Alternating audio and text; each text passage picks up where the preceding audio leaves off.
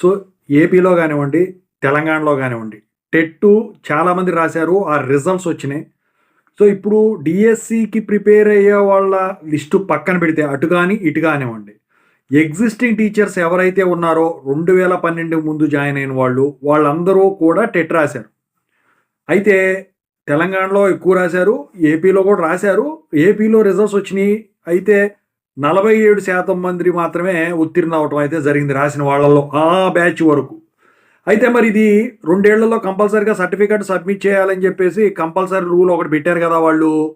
అయితే సర్టిఫికేట్ ఇప్పుడు పాస్ అయిన వాళ్ళు సబ్మిట్ చేసేస్తారు. పెద్ద ప్రాబ్లమ్ ఉండదు. అయితే ఇప్పుడు మరి సబ్మిట్ చేయని వాళ్ళు జాబ్ హోస్టింగ్ అని చెప్పేసి చెప్పడం జరిగింది. అలాంటి వాళ్ళకు ఒక గుడ్ న్యూస్ అండి. ఏంటంటే ఇప్పుడు వీళ్ళు ఇన్నేళ్ల నుంచి పలానా సబ్జెక్టు ఏదైతే సబ్జెక్ట్ ఎక్స్పర్ట్ కింద ఉంటారో వీళ్ళు, ఫర్ ఎగ్జాంపుల్ హిందీ వాళ్ళు హిందీ, ఇంగ్లీష్ వాళ్ళు ఇంగ్లీష్, సోషల్ వాళ్ళు సోషల్. సో, ఆ సబ్జెక్టుకు సంబంధించింది వీళ్ళు చెప్పి ఉంటారు కాబట్టి క్వాంటిటేటివ్ ఆప్టిట్యూడ్ ఇలాంటివి వచ్చేసరికి ఈ టైంలో వీళ్ళు ప్రిపేర్ అవ్వాలన్నా క్లాసులకి వాటికి టైం కూడా సరిపోవట్లేదని చెప్పేసి వాళ్ళు ఎక్కడ చూసినా కూడా ఇదవుతున్నారు. దాని గురించి కేంద్ర ప్రభుత్వం వచ్చేసరికి దానికి సర్వే నిర్వహిస్తే ఈ విషయాలన్నీ చెప్పడం జరిగింది.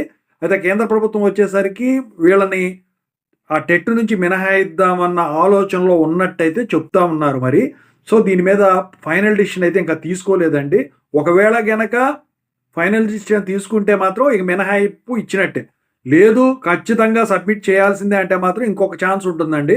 ఎందుకంటే 2 ఏళ్లలో సుప్రీంకోర్టు తీర్పు ప్రకారం వాళ్ళు సర్టిఫికేట్ సబ్మిట్ చేయాలి. ఈసారి పోయిన వాళ్ళు మళ్ళీ నెక్స్ట్ టైం రాయాల్సి ఉంటుందన్నమాట.